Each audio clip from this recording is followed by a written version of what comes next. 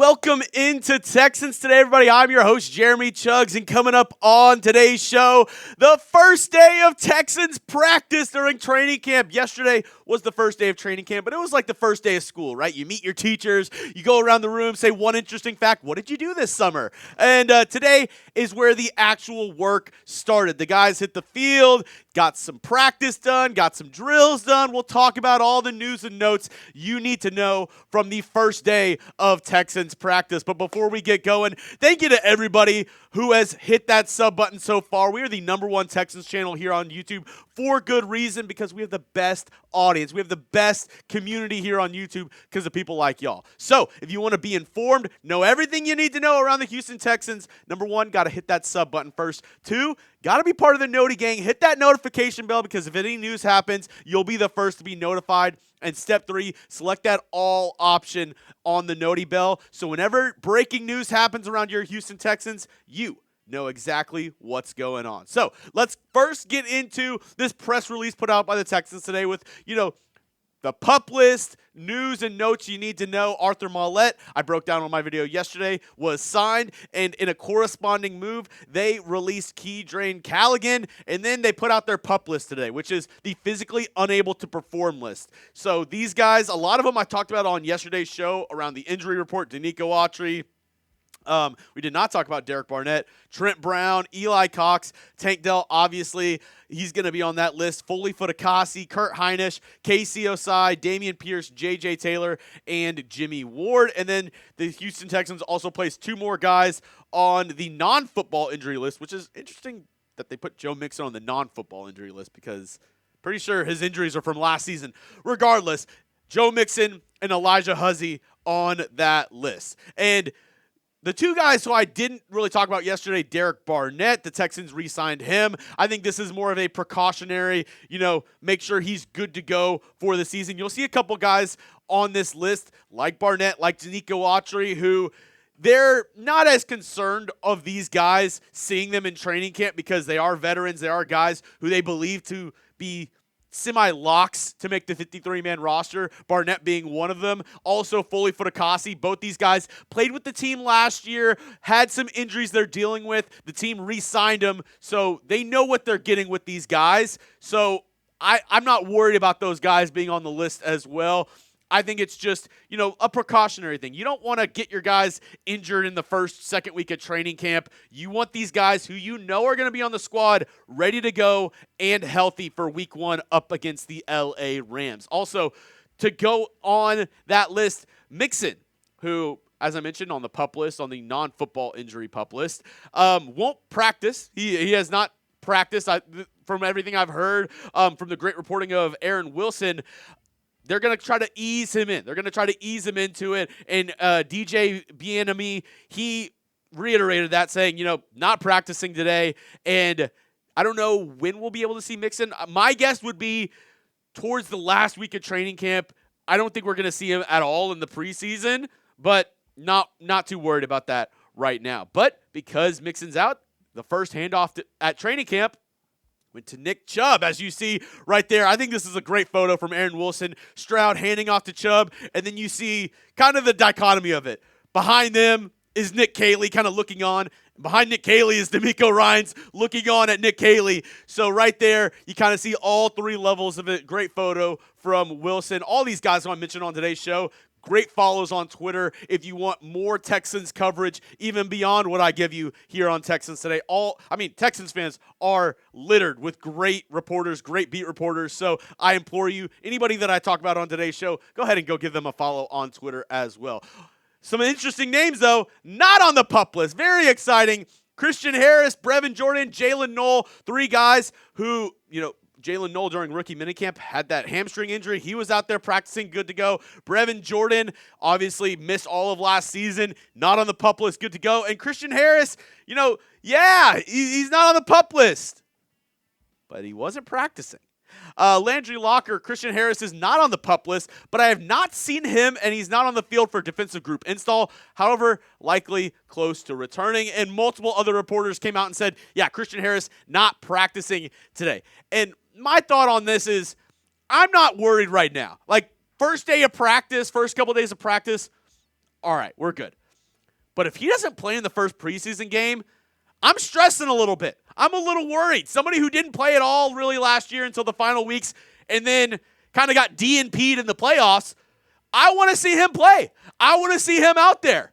And if he's not going to be, practicing during the first couple weeks of training camp, that worries me as somebody who really didn't get any reps last year. And with the Texans linebacking core, I don't know where he stands. Because today, instead of Christian Harris, it was EJ Speed, the guy who the Texans signed in free agency from the Indianapolis Colts. He was getting first-team reps alongside Azeez Al-Shire. And, D'Amico Ryans kind of lauded at the signing of EJ Speed, saying, we really love his tenacity, his sideline-to-sideline ability, his tackling ability. We really like what EJ Speed brings to the table. So it makes you wonder, will it be, the Texans run a lot of 4-2-5, so only 2 linebackers in a lot of their sets. They kind of use Jalen Petrie as that pseudo-third linebacker. Will it be Speed and Azeez Al-Shire to start the year as your starting Texans linebackers? I think that's a very good possibility at this moment right now. But I'm going to ask you folks at home, who do you think is going to be the linebacker 2? Azeez Al-Shire, undoubtedly the linebacker 1. He's the captain. He's going to be the guy with the green dot who's calling plays, who's, the captain of the defense out there making sure everybody's in the right position. Who do you think is going to be linebacker 2, though? Is it going to be Christian Harris, Henry Toto, or EJ Speed? Let me know down in the comments section. If you get hit with the YouTube ad break here, all good. Scroll on down and give me your opinion on who will be the linebacker 2. All right, next, let's move to the offensive line. Jonathan Alexander posting this morning. I'd expect the offensive line to continue to shuffle, but the first-team O-line looked like this. Cam Robinson at left tackle, Laken Tomlinson at left guard, Jarrett Patterson at center, not Jake Andrews to start off this practice, Titus Howard at right guard, and Ariante Ursery starting at that right tackle spot, which I've been getting a lot of flack for having Ursery as my starting right tackle. In my early prediction depth chart, I had Cam Robinson, Laken Tomlinson, actually had Jake Andrews at center, Titus Howard, and then Ursery. I think that's a good possibility. I think the rookie could start at right tackle from day one. And Nick Caserio, obviously, him and D'Amico Ryans asked a ton of questions, and they're going to continue to get a ton of questions around the offensive line. This is what Caserio had to say. There will be a lot of competition. Games are won and lost on the fronts. So, when you look across the league, you build your mental and physical toughness in training camp. And I think all the competition is great for this offensive line. The fact that nobody has a solidified spot on this offensive line unit, you could definitely see multiple different kind of iterations of this offensive line, multiple different configurations of how they kind of put these guys together. I think the only mainstays right now, in my opinion, are Laken Tomlinson at left guard and Titus Howard at right guard. I think those 2 guys are locked into those starting spots, but Cam Robinson at left tackle, it could be him or Ursery. Jake Andrews, it could be him or Jarrett Patterson. And then right tackle, it could be Ursery or Blake Fisher, maybe even Trent Brown. But this coming in from Landry Locker, the offensive line to start the second period, so the first unit for the second period of practice.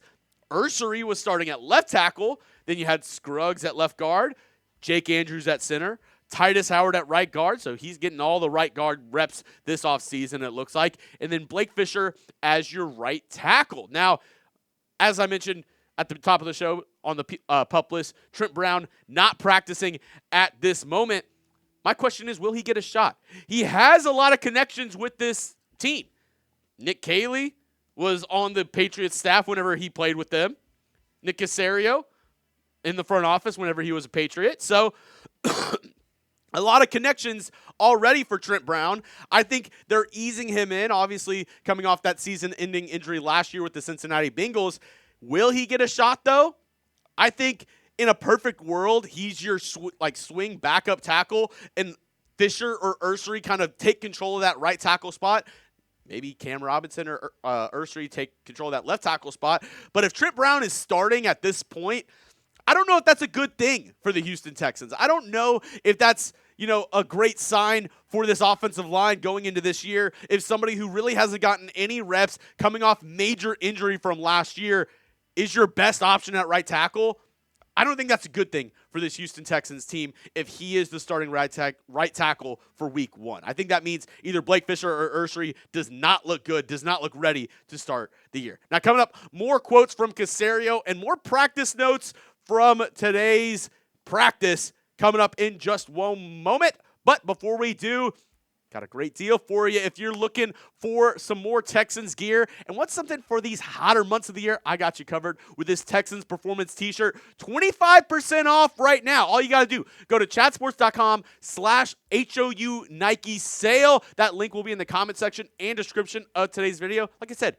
25% off, a great deal, only while supplies last. I believe they have all sizes from small up to double XL.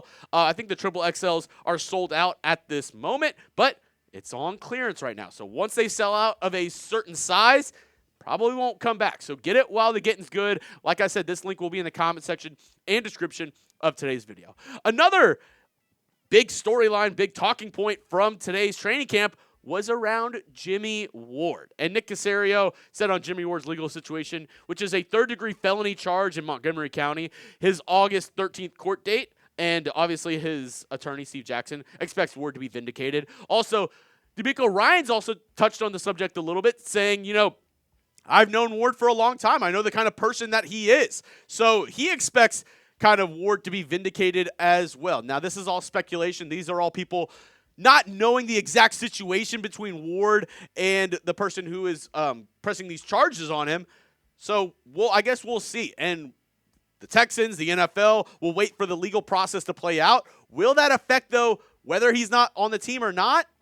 Maybe. I think it could be a sticking factor. I know he's a D'Amico Ryans guy, but so is Bobby Slowick. And D'Amico Ryans let him go this offseason as well. I think if it's close between Jimmy Ward and one of these other safeties on the roster, might take the chance on one of those other guys. I know Jimmy Ward's a leader, has been a leader on this team, is a guy that D'Amico Ryans trusts. And in this organization, this front office, trust is a big, big sticking point with a lot of these players. So if D'Amico Ryans trusts him and thinks he's okay, maybe he does end up on the team. But in my personal opinion, I think could be better going in another direction if somebody kind of stands out and shows that they are ready to take up that mantle as, a backup safety on this team. Some more news and notes from camp. I thought this was a funny kind of note from Jonathan Alexander. First play of 11-on-11, C.J. Stroud finds Brevin Jordan in the flats for a big gain. Second pass, tight end Dalton Schultz for a decent gain over the middle. Good start. Nick Caley, obviously known as a tight end guy, has been a tight end coach. Funny, first two passes, both to tight ends. I wonder if they're going to be a much bigger factor in this offense moving forward. And the first play of 11-on-11 goes to Brevin Jordan, who we mentioned at the top of the show, just coming off the PUP list, was injured all of last year. The Texans still re-signed him to a one-year deal while he was injured. So they have a lot of trust in Brevin Jordan. They really like him. All my news and notes from last offseason was I thought Brevin Jordan was going to be a breakout player. D'Amico Ryans talked so highly of him. Really loves him as a character guy, a work ethic guy, has that swarm mentality. And I really do believe Brevin has a chance to be a tight end one. One of our hosts here at Chat Sports, Tom Downey, asked me, who's a breakout player? Who's somebody who not a lot of people in the national media pay attention to, but you think could be a great player for the Texans? I told him Brevin Jordan. I think he really can be one of those guys that kind of steps up, kind of stands out in this tight end room who – there's a lot of murky water, right? Dalton Schultz had not a great year last year. Cade Stover, the rookie out of Ohio State, didn't show a ton. And then you have Luke Lachey, who's a 7th-round pick, along with Brevin Jordan.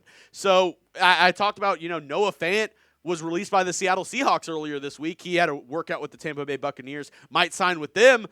But I think the Texans will not look at him because of a guy like Brevin Jordan and their thought of he might be the next man up. He might be somebody who can really, take that next step and take the mantle as the Texans starting tight end going into this year. All right, another news and note from my guy Stressens, another great follow on Twitter.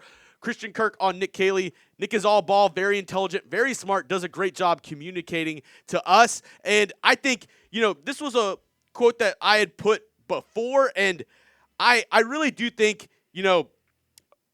this along with, I actually forgot to put it in there, but it's all good. You can go to me full screen. Stressens also tweeted out, D'Amico Ryans on C.J. Stroud, more things on his plate, more ownership in the offense. And that's something that we've heard all off season long, that this offense is going to kind of take the shackles off of CJ Stroud. He's going to be more free to, make audibles, make changes at the line of scrimmage, and make this offense a little bit more his own. It kind of seemed like he was handicapped by Bobby Slowick last year. That's going to be a big thing for Stroud this year because we all believe that he's a top 10 quarterback. We all believe in the talent around CJ Stroud.